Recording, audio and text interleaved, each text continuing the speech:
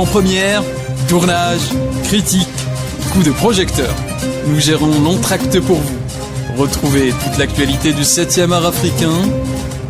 Ciné Efriqiya, le cinéma s'invite chez vous, et c'est seulement sur Efriqiya FM.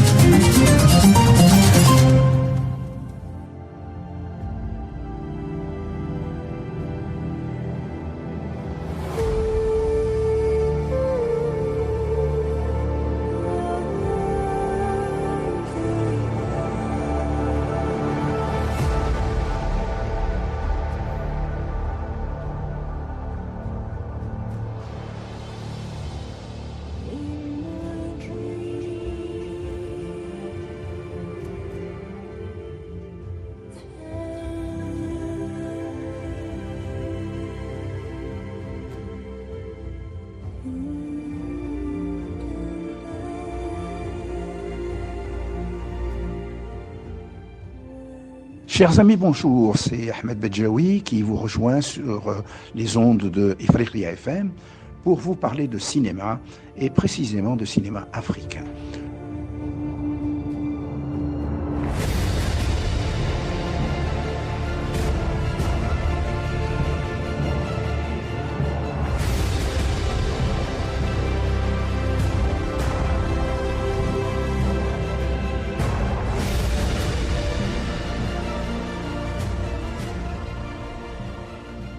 Nous avions commencé, lors des dernières émissions, à évoquer le cinéma tunisien, un grand cinéma. Certes, ce n'est pas le plus grand pays d'Afrique, mais c'est un pays de cinéma qui a fourni énormément de talents et de belles productions.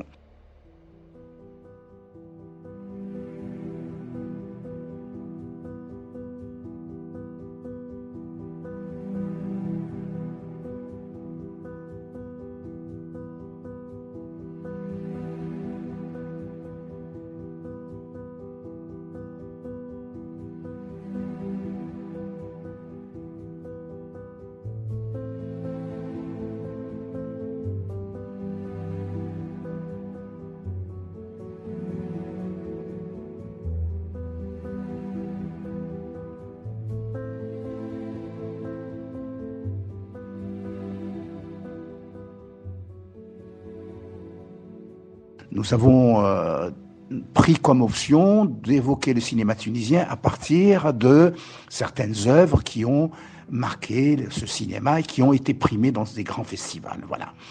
Bien sûr, on reviendra plus tard sur le nouveau cinéma tunisien.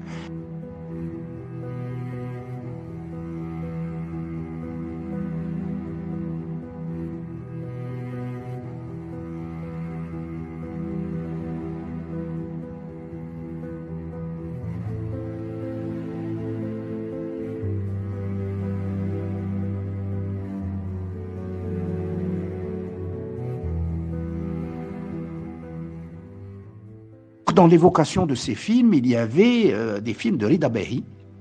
C'est un homme que j'apprécie énormément. C'est un producteur, il est professeur, il est sociologue, il est scénariste également, et il est dialoguiste. Il est né, Rida Behi, on avait parlé de son premier film qui s'appelait Le Soleil des Hyènes, qui contester et dénoncer surtout la manière dont le tourisme a été utilisé à l'époque de Bourguiba dans la Tunisie. Rida Behi est né à Kairouan en 1947. Il a suivi des études de sociologie et il a obtenu un doctorat de l'école pratique des hautes études à Paris. Donc c'est une formation assez solide, plutôt solide. Il débute sa formation à la Fédération des cinéastes amateurs où il se fait remarquer par un film aux accents déjà provocateurs, Seuil interdit. De 1964 à 1967, il signe les scénarios de 3 courts-métrages, puis il réalise lui-même son premier court-métrage qui s'appelait La femme statue. Ça se passait en 67. Et puis en 75, il produit et réalise son premier long-métrage de fiction, Le Soleil des Hyènes, dont il a été question un peu plus tôt dans cette émission. et qui est sélectionné à la quinzaine des réalisateurs en Cannes 1977, donc 2 ans après sa sortie, 2 ans après sa réalisation plutôt. Et là, il obtient de nombreux prix. C'est une découverte pour beaucoup de monde. Nous sommes dans une période également, en Afrique et même dans les pays européens, où la conscience politique anti-impérialiste, anticolonialiste est encore vive. Rien à voir avec ce qui se passe aujourd'hui. Et donc, c'est un film qui est bien accueilli.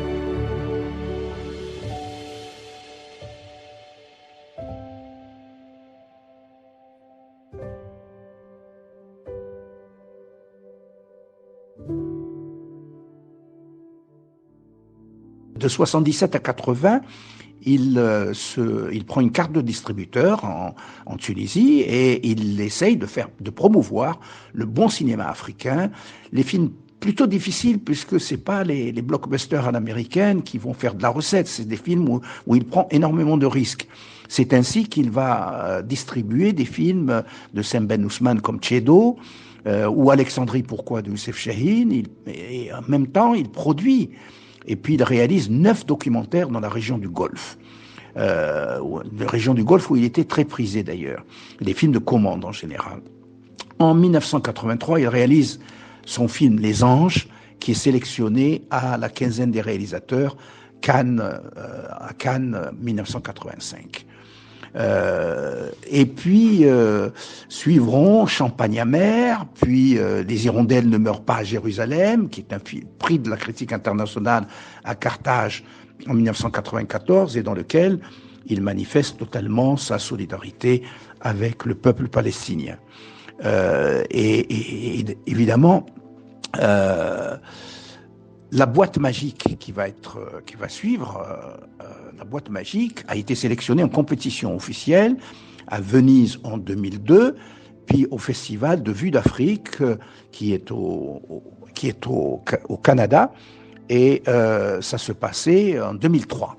Il a reçu d'ailleurs une mention spéciale du jury au 22e Festival international du film d'Amiens en 2002.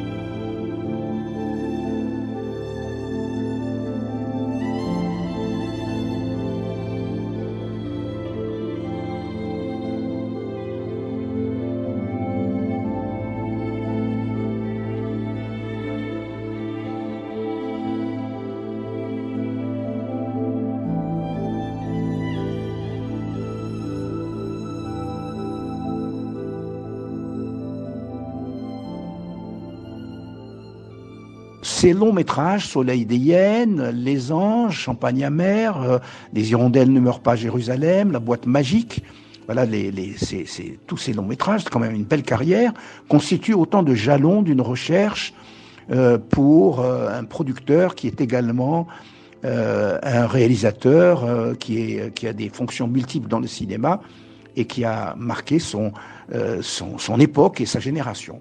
Et puis, il se lance dans un projet qui s'appelle Brando and Brando, et qui est interrompu par le décès de l'acteur de Marlon Brando. C'est un film qui est consacré, c'est un des rares films qui soit consacré à Marlon Brando, à ce grand acteur. Et puis, entre 2006 et 2008, il tourne une série de documentaires pour la chaîne Al Jazeera. Portrait de cinéaste, donc il a réalisé un certain nombre de de documentaires pour Al Jazeera qui sont consacrés aux cinéastes arabes en général. Rida Bahi est enseignant en réalisation également à l'ESSAC, à Gamart, et il reprend le projet Brando and Brando qu'il réalise en 2011 finalement sous le titre Always Brando, Dima Brando, toujours Brando. Brando pour toujours, voilà, ce serait une traduction plus proche. Et ce film reçoit au 5e festival d'Abu Dhabi, dans la compétition fiction, le prix du meilleur producteur du monde arabe pour Ziad Hamzeh et lui.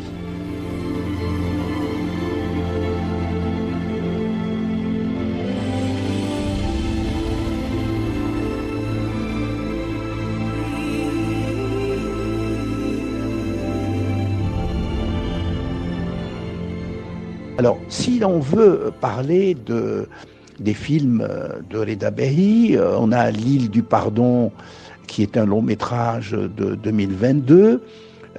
Pour pouvoir réaliser le souhait de sa mère, Andrea doit affronter ses démons afin de trouver la paix dans son âme engagée, afin qu'il puisse se pardonner et pardonner à tous ceux qui l'ont blessé. Ce film, Rida Bahi l'a réalisé en 2022. C'est son dernier film. On remonte dans sa carrière et on trouve Fleur d'Alep, qui a été réalisé en 2016. C'est l'histoire de Selma, qui a 37 ans, qui est ambulancière, urgentiste, très accaparée par son travail, et en instance de divorce avec Hichem, son mari, qui est un sculpteur âgé de 55 ans, mais qui passe son temps à osciller entre l'agressivité due à l'alcool et la passivité. Et puis il y a bien sûr Always Brando, Dima Brando, Anis M. Zina, tout se passe, c'est un long métrage de fiction, contrairement à ce qu'on peut imaginer, tout se passe au mieux jusqu'à ce qu'un réalisateur américain débarque et arrive à convaincre Anis que sa ressemblance avec Marlon Brando fera de lui une étoile. Anis ressemble effectivement à Marlon Brando. Et ensuite, il y a Les ailes brisées, qui est un court-métrage que Rida Bahi a réalisé en 2008, qui est donc produit pour Al Jazeera, Al Jazeera documentaire. Il en fait la production exécutive également.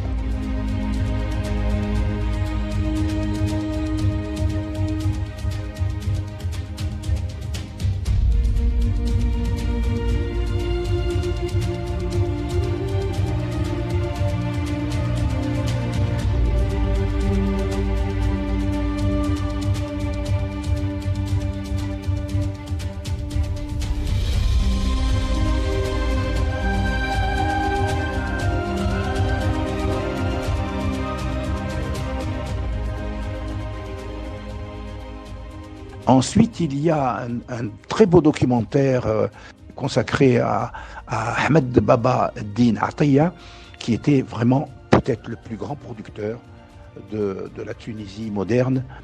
Et donc, dans le synopsis, on lit que c'est un portrait réalisé quelques semaines avant le décès du célèbre producteur Ahmed Atiyah, qui avait été affecté d'un mal incurable et qui figure tout à la fois, c'est une figure tout à la fois emblématique et tout à fait atypique d'un cinéma tunisien dont il a fortement marqué le renouveau.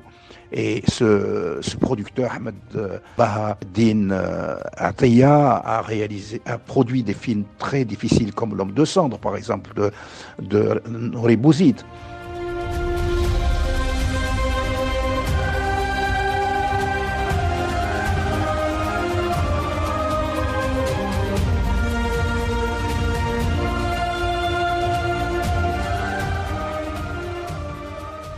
Ensuite, on a La Boîte Magique. La Boîte Magique, qui est un film que Rida Bahi a réalisé en 2002. C'est l'histoire de Raouf, qui est cinéaste, la quarantaine, marié et père de 2 enfants. Il a écrit et réalisé plusieurs films, mais là se situe l'essentiel de sa vie, malheureusement, souvent au détriment de son entourage et surtout de son épouse, une Française, qui a du mal à se conformer à ce rythme et à ses absences également. Avant cela, il y a ce beau film qui s'appelle Les Hirondelles ne meurent pas à Jérusalem, qui est un long métrage réalisé par Rida Bahi.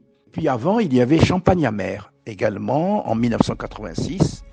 Voilà un peu la filmographie globale de cet homme remarquable, Rida Behi, qui est très engagé, qui a fait un cinéma d'auteur, qui a également été un homme marquant pour le cinéma tunisien, puisqu'il a été producteur, distributeur, il a aidé le cinéma africain, il a aidé le cinéma arabe, il a été un documentariste remarquable et également un homme qui a beaucoup produit de films de fiction, et donc c'est quelqu'un qui, jusqu'à présent, continue à influer et à impacter le cinéma tunisien de manière considérable.